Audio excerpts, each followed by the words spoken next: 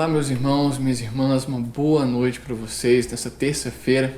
Quero convidá-la a estar junto comigo nesse momento, separar esse momento, concentrar sua atenção na palavra, no culto ao Senhor, no texto que nós vamos estudar nessa noite. E eu peço que você ore junto comigo. Agora, abaixe sua cabeça, concentre, leve seus pensamentos até o trono de Deus, para que nessa noite possamos receber do Senhor força, energia, esperança para continuar. Vamos orar? Deus eterno, nos colocamos na Tua presença e pedimos, Deus, que o Senhor olhe para nós com misericórdia e derrame sobre nós o Teu Espírito de alegria, de poder, de força, Pai, nos dando esperança, Deus, esperança viva no Senhor, Pai.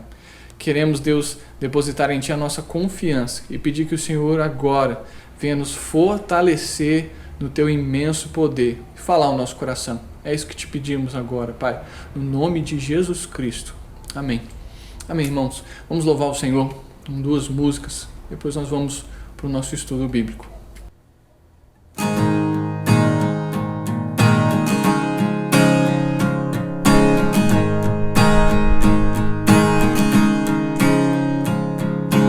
Colocar minha fé em Ti,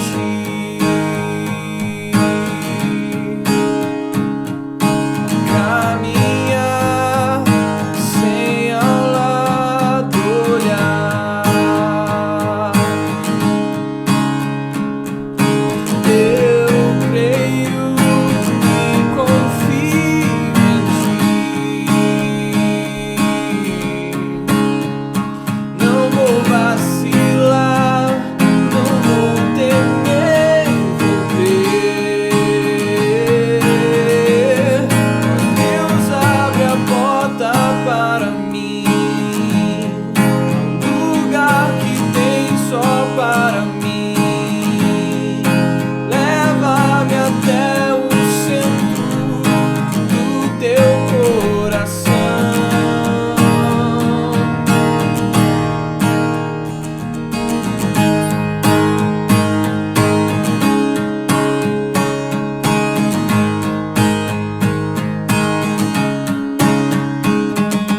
Guia-me segurando minhas mãos,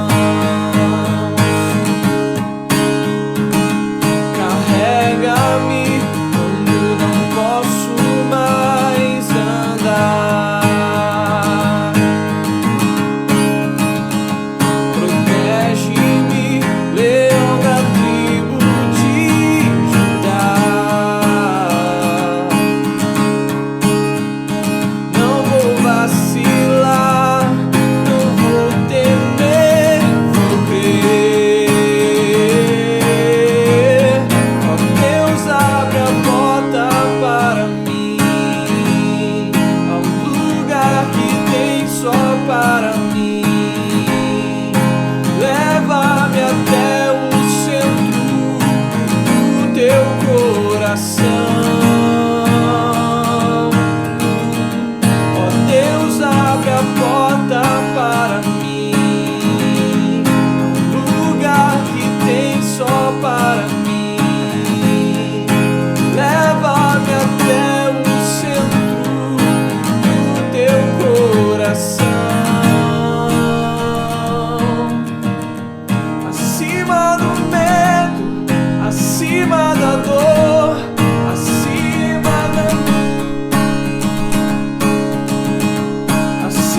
do medo, acima da dor, acima da aflição,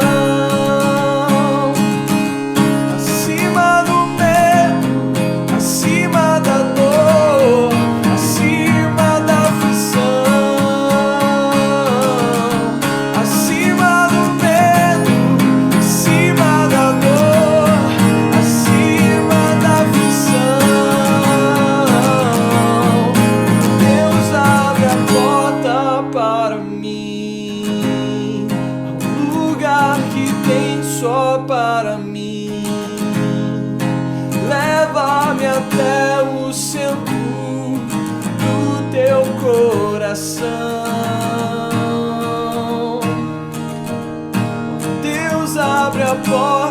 só para mim, a um lugar que tem só para mim. Leva-me até o centro do teu coração.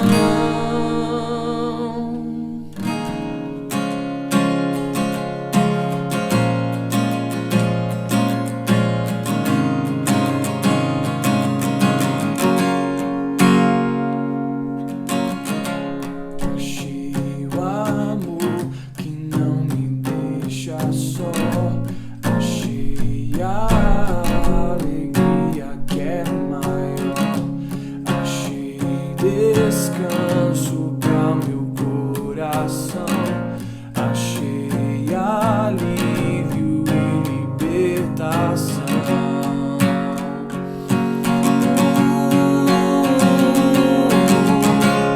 Escudo e proteção acima da razão. Em ti eu posso confiar.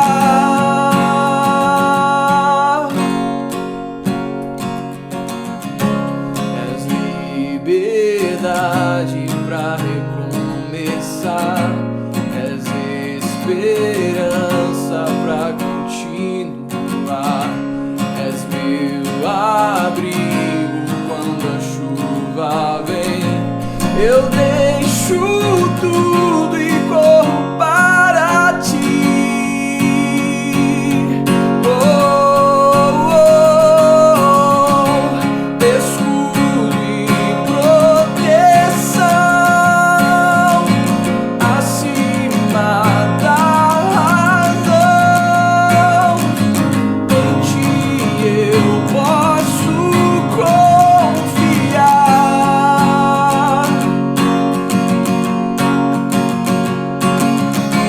Tua força me faz crer, além do que eu posso ver.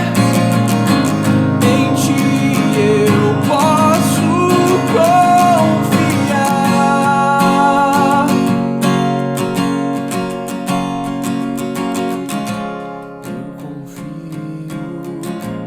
Eu confio em ti, eu confio em ti, eu confio em ti, eu confio.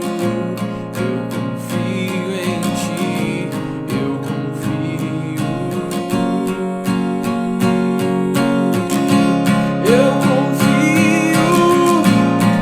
confio em ti, eu confio em ti, eu confio em ti, eu confio. Escudo e proteção acima da razão. Em ti eu posso confiar.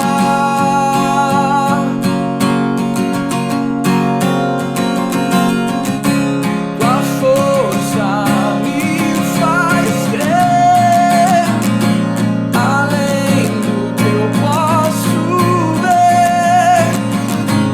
Em ti eu posso confiar.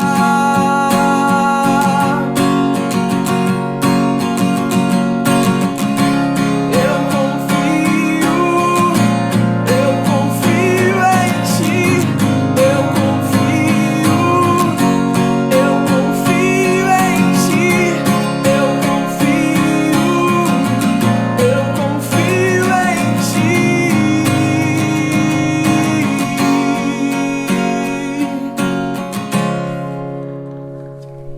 Meu irmão, agora que louvamos ao Senhor, vamos estudar a Palavra de Deus.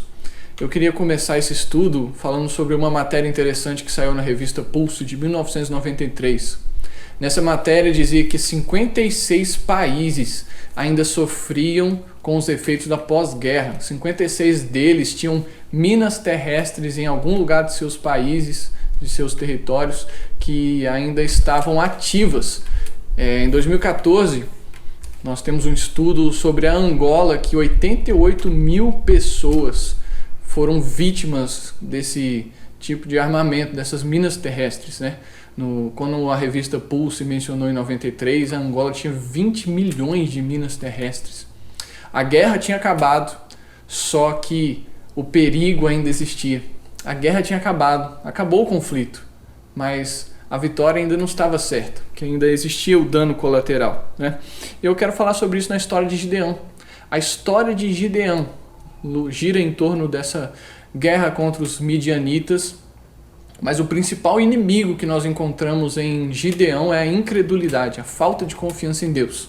Existem duas coisas que nós podemos perceber na vida de Gideão que nós vamos estudar ao longo dos capítulos de Juízes. A primeira coisa é o balanço na vida de Gideão entre o medo e a autossuficiência. O outro é sobre a verdadeira vitória contra o inimigo. É isso que eu quero estudar com você hoje. No tempo dos juízes, que é o tempo histórico que nós estamos lendo nesse livro, né, Juízes, é um tempo onde Israel não tinha rei, não tinha um líder, né, não tinha um governador do país. Na verdade, o país, tem alguns textos que falam isso, o povo fazia aquilo que bem entendia, eles viviam de acordo com as próprias regras, embora tivessem a lei de Deus para seguir. E uma dessas pessoas era Gideão, que ele foi levantado como profeta por Deus, né, um juiz, para governar, para resolver o problema que acontecia em Israel nesse momento, que era a dominação dos midianitas, um povo vizinho, inimigo, e também sobre a questão da idolatria. Os juízes eram levantados para resolver os problemas de Israel. Nós vamos estudar de uma maneira resumida essa história, porque ela é grande, né? Na verdade, Gideão é o personagem de destaque no livro de Juízes, porque ele contém mais páginas nos livros, ele é mais retratado nisso. Mas mantenha aberto aí a sua Bíblia em Juízes 6, nós vamos estudar algumas coisas que aconteceram nessa história, nesse período de Israel. A primeira coisa é que a dominação nesse período era tão grande, mas tão intensa, que os israelitas viviam escondidos em buracos cavados nas montanhas. Eles estavam com medo, né? Medo de morrer, medo dos midianitas, daquilo que estava acontecendo, das notícias que escutavam. Então eles fizeram suas casas em buracos na montanha. É tão intenso que, para você ter uma noção, durante esses 7 anos de dominação dos midianitas, o povo ele plantava um ano, plantava a colheita. Quando chegava o momento de receber dos frutos estarem maduros, os exércitos midianitas chegaram e destruíam as plantações. Então eles esperavam um ano para que as sementes crescessem, tudo isso para que o inimigo viesse e destruísse tudo que eles construíam. Então o povo vivia com medo, constante medo, assustados, escondidos, porque o inimigo estava em todo lugar. Os midianitas estavam cercando, eles eram extremamente numerosos. O texto nos diz que não era possível nem contar quantos eles eram. E aí está o caso de Gideão, que é um desses israelitas que vive nesse momento, que está escondido, né? Nós temos aqui no verso 11 que dizia que Gideão estava escondido no lagar, no lugar de pisar as uvas, moendo trigo, né? Ele estava escondido dos inimigos, ele está com medo e ele é visitado pelo anjo do Senhor, no verso 12 e 13, que nós vamos ler agora. Juízes 6, versos 12 e 13. Então o anjo do Senhor lhe apareceu e lhe disse: "O Senhor é contigo, homem valente." Respondeu-lhe Gideão: "Ai, Senhor meu, se o Senhor é conosco, por que nos sobreveio tudo isso? E que é feito de todas as suas maravilhas que nossos pais nos contaram, dizendo: não nos fez o Senhor subir do Egito? Porém, agora o Senhor nos desamparou e nos entregou nas mãos dos midianitas." O Senhor aqui, nesse momento, ele começa a trazer uma palavra de esperança para Gideão e para o povo de Israel. Ele diz que o Senhor é com ele. Gideão, né? homem valente, corajoso, o Senhor é contigo. É o início do tratamento desse homem, um homem que está escondido, está assustado e sem esperanças. Primeiramente, Deus ele vem tratar com a mente de Gideão. Gideão está com uma pergunta no coração. Ele fala daquilo que ele pensa há tempos, né? Ele vive essa situação difícil e a pergunta que ocupa a mente dele é a primeira coisa que ele fala com o Senhor que o visita, que é: onde o Senhor estava? O Senhor não está vendo tudo que está acontecendo conosco? Por que o Senhor deixou isso acontecer? Onde que o Senhor estava? E as pessoas perguntam isso e elas sempre vão perguntar. Uma hora ou outra essa pergunta vai surgir na nossa mente. Davi perguntou isso: onde o Senhor está? Marta e Maria perguntaram isso a Jesus: Jesus, se o Senhor estivesse aqui, isso não teria acontecido, né? Que Lázaro, o irmão das duas, morre. E elas perguntam isso para Jesus e nós perguntamos: Senhor, onde o Senhor está no meio de tudo isso que está acontecendo? O que o Senhor está fazendo? Por que o Senhor permitiu que isso acontecesse?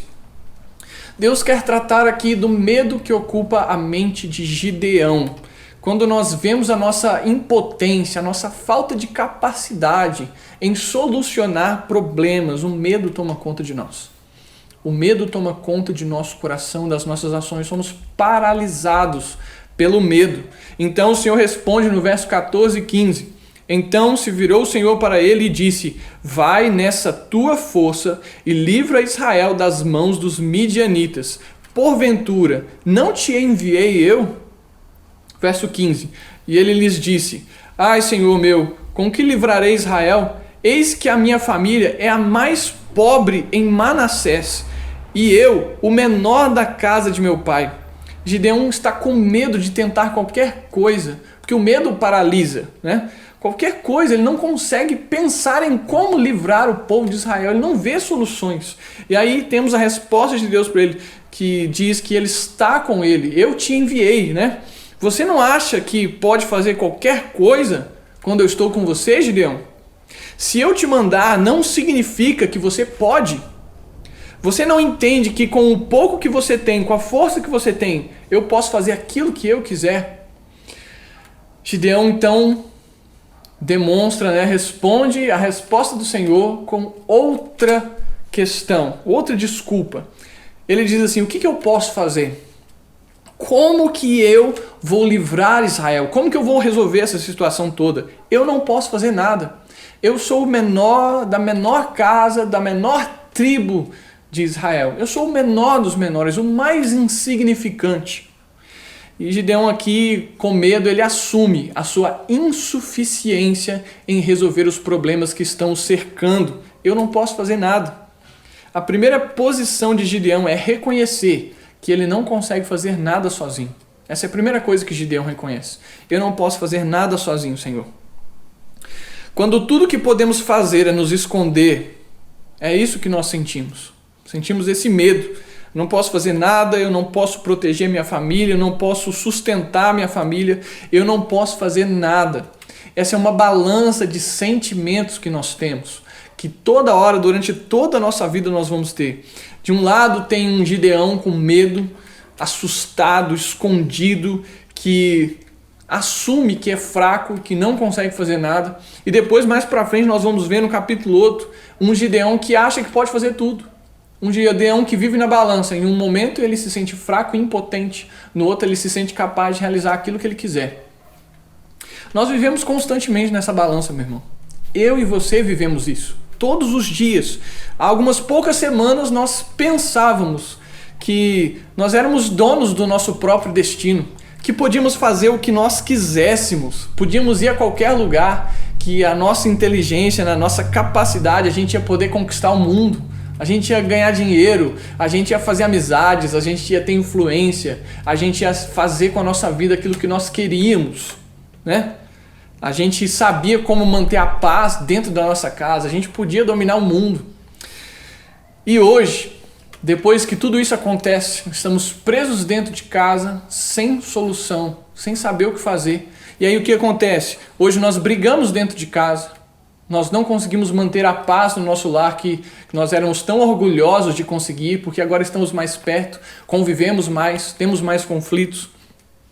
Nós temos nossos problemas financeiros, né? Nós não temos soluções para aquilo que nós fazemos. E isso só revela o quão frágil nós somos, meus irmãos. O quão frágil nós nos tornamos, né? Nós sempre fomos frágeis. Essa situação veio para nos colocar de joelhos. Um vírus tão pequeno que não conseguimos enxergar com os nossos olhos consegue colocar o mundo inteiro de joelhos para nos mostrar que nós não somos tão grandes assim. Nós não podemos tantas coisas como achamos que podemos. Deus capacita Gideão, prepara Gideão para vencer um exército indestrutível. E para mostrar a Gideão que ele está no controle, acontece uma lista de coisas, de condições e de sinais que Gideão experimenta para entender que Deus continua no controle de todas as situações. Nós vamos passar rapidamente por essa lista. O primeiro sinal, que é um sinal que Gideão pede no versículo 17, e o Senhor responde queimando o altar. Ele faz um altar com um sacrifício, né, uma comida, e ali o anjo do Senhor faz tudo pegar fogo e se consumir, e ele desaparece na frente de Gideão. Ele reconhece então Gideão que ele está na frente do Senhor e se apavora de medo. E Deus fala para ele, você não vai morrer, né? O segundo sinal é quando Gideão obedece ao Senhor. É uma condição que ele coloca, que ele precisa derrubar o altar de Baal e o seu poste que o pai dele tinha construído. Ele faz isso de madrugada com medo das outras pessoas, do que elas iam pensar. Destrói o altar de Baal e ergue no lugar um altar ao Senhor. E era imprescindível que Gideão fizesse isso, porque alguma pessoa podia pensar, foi Baal que nos trouxe a salvação, foi dele que veio a nossa segurança. Não, vem do Senhor. Era necessário que Gideão destruísse esse altar. O terceiro grande sinal é que Gideão ele é revestido pelo Espírito do Senhor e ele manda convocar todo o povo ao redor para combater os midianitas. E é um milagre que 32 mil homens respondem ao chamado de Gideão. Outro sinal, Gideão ainda está desconfiando do Senhor e ele pede mais um sinal. Ele diz, Senhor, que esse algodão aqui, né, ele coloca o algodão na grama e fala que amanhã, quando eu acordar, esse algodão esteja encharcado e a grama esteja seca. E o Senhor responde, ele faz isso acontecer. No amanhecer, o algodão está encharcado e enche uma taça de tanta água que tinha e a grama em volta está seca. Mas aí vem então o quinto sinal. Gideão ainda desconfia de Deus e ele pede o contrário. Então, Senhor, não fique irritado comigo, não se aborreça comigo, eu vou pedir mais uma vez, mas se o Senhor realmente está comigo, então mande que ao invés do algodão estar molhado, que a grama esteja molhada e o algodão esteja seco. E o Senhor responde mais um sinal para Gideão. O sexto sinal está no capítulo 8, versículo 2. O Senhor diz para Gideão que 32 mil pessoas para combater o exército midianita é muito. São muitas pessoas. Deus não precisa de 32 mil pessoas. E ele ainda claro, dizendo que não pode ir para a guerra com 32 mil pessoas, porque senão essas pessoas vão achar que a própria mão delas que deu a vitória. Mas não é isso. Então Deus fala para Gideão mandar todos aqueles que estão com medo embora para casa. O sétimo sinal, sobram 10 mil pessoas para guerrear contra os midianitas. Deus diz para Gideão, olha, é muita gente, você não precisa disso. Se você vencer a guerra com 10 mil pessoas, eles vão pensar que a vitória veio das suas próprias mãos. Então Deus diz para Gideão fazer um teste com aqueles que vão beber água, da forma como eles tomam água. E aí depois desse teste sobram 300 pessoas para guerrear contra 120 mil midianitas. O oitavo sinal, em Juízes 8, no verso 9 e 10, diz o seguinte: sucedeu que, naquela mesma noite, o Senhor lhe disse, levanta-te e desce contra o arraial, porque o entreguei nas tuas mãos. Se ainda temes atacar, desce tu com teu moço pura ao arraial. O oitavo sinal, Deus diz de forma clara para Gideão, Gideão, eu entreguei o exército inimigo nas tuas mãos, você vai vencer. Mas, se você está com medo, então vai investigar.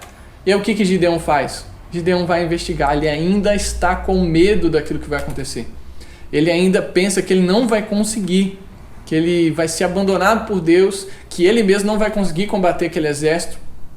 Mesmo depois de tantos sinais, ele vai então com o moço, o Pura, e aí o 9º sinal é que ele escuta um dos inimigos contando um sonho para um companheiro do exército midianita. Ele diz assim: olha, eu vi um pão enorme que desceu rolando sobre o exército e esmagou a tenda do comandante.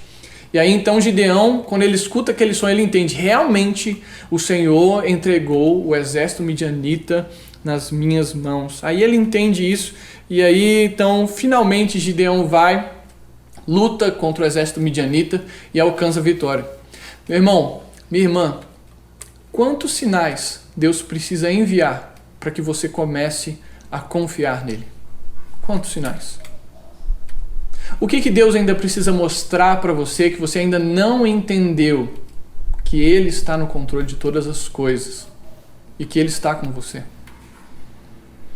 Gideão recebe diversos sinais, muitos. E eu preciso falar uma coisa para você. Os sinais já estão aí. Deus já está mostrando para nós o seu imenso poder, a sua graça, o seu controle sobre toda a situação. Nós não precisamos de mais sinais. Nós precisamos enxergar aquilo que Deus já tem feito. Semana passada nós estudamos lá em Hebreus 11 que nós precisamos ter fé em Deus, a fé no amor de Deus, e precisamos olhar fixos em Jesus, porque Ele é o autor e consumador da nossa fé. Para terminar essa história, Gideão ele vence a guerra contra os midianitas, ele liberta o povo, e aí no final que ele liberta o povo, que ele consegue destruir o exército dos inimigos, o povo então se junta para tentar fazer com que Gideão se torne rei. Eles querem impor uma dinastia em Israel, uma coisa que nunca aconteceu antes. Eles falam: Gideão, que você seja governador sobre nós e o seu filho também governe sobre nós e o filho do seu filho. E aí Gideão declara para eles.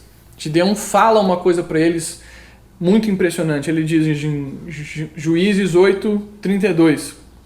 Porém Gideão lhes disse: não dominarei sobre vós, nem tampouco meu filho.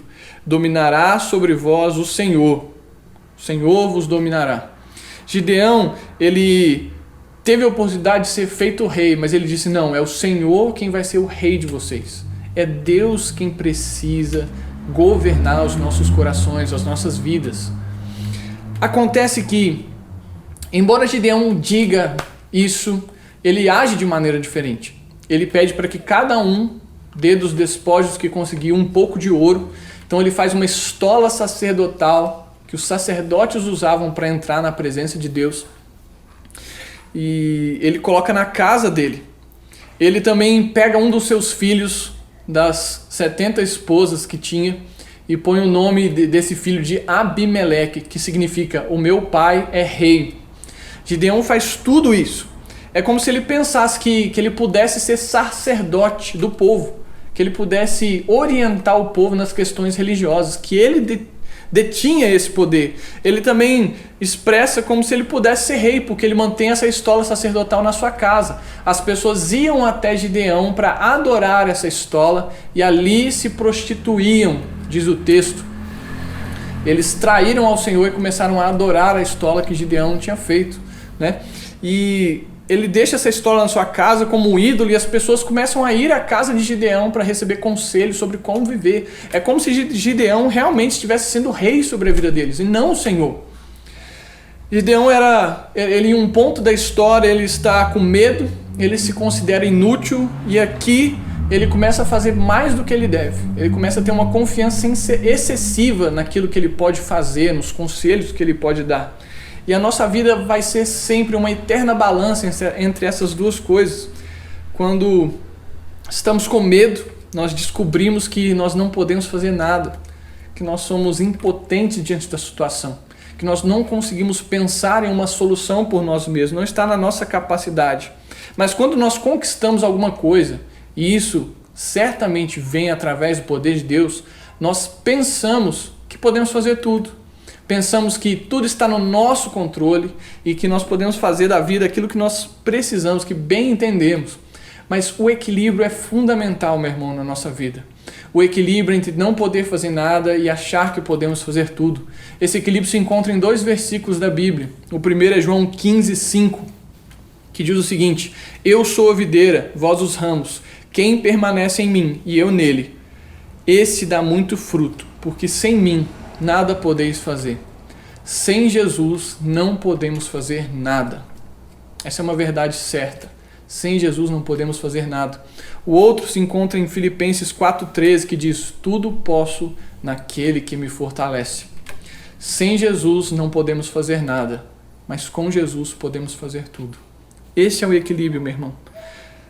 A verdade é que não podemos fazer nada por nós mesmos. Não podemos. Não está em nossa capacidade mudar as coisas através de nossa própria força. O que pode a força do homem? O homem não é nada, ele é tão pequeno. Mesmo diante de um vírus, uma coisa tão pequena e insignificante aos nossos olhos, faz um estrago tão grande num homem que se diz ser grande. A verdade é que não podemos fazer nada. No entanto, se nós olharmos apenas para isso, ao fato de não podermos fazer nada, nós vamos entrar em desespero. Nós não vamos saber o que fazer, vamos viver uma vida com medo e fechados naquilo que entendemos quem nós somos. Se por um outro lado nós ignoramos essa verdade de que não podemos fazer nada, nós nos enganamos achando que podemos fazer tudo. E aí nós vamos dizer que nós não precisamos de Deus. Nós vamos dizer que podemos fazer tudo pela nossa própria capacidade. Eu não preciso de Deus, eu posso resolver a minha situação financeira, a minha família, a minha vida. Eu posso resolver sem Deus. Meu irmão, em Jesus Cristo, aquele que venceu a morte, que comemoramos nessa época, nele nós podemos fazer todas as coisas.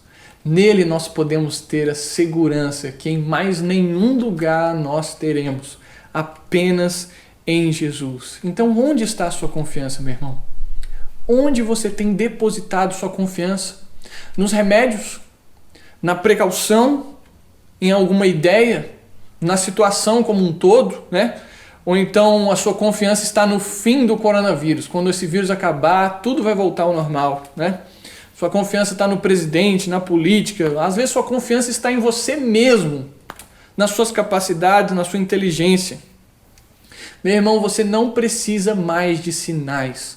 Você precisa começar a crer no Senhor.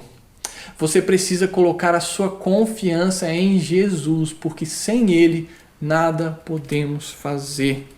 A verdadeira vitória, que é o assunto que eu queria tratar com você nessa história de Gideão. A verdadeira vitória não é que esse vírus acabe. A verdadeira vitória não é que os nossos problemas financeiros e as nossas crises pessoais terminem. A nossa vitória vai ser quando colocarmos a nossa confiança e dependência totalmente nas mãos de Deus. Aí nós vamos experimentar a paz do Senhor. Nós teremos paz no nosso coração. Mesmo em meio ao mundo, num caos, a paz do Senhor vai encher a nossa alma. Nós vamos nos sentir completos.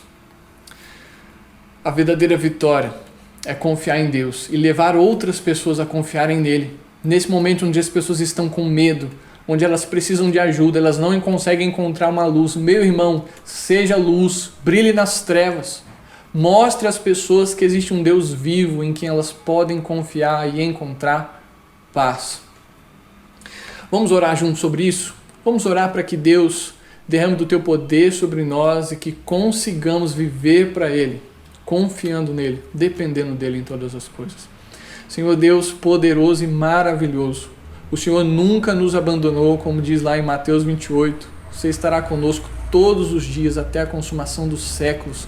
E nós queremos crer no teu imenso poder, Deus, e ser um ramo, Deus, na videira.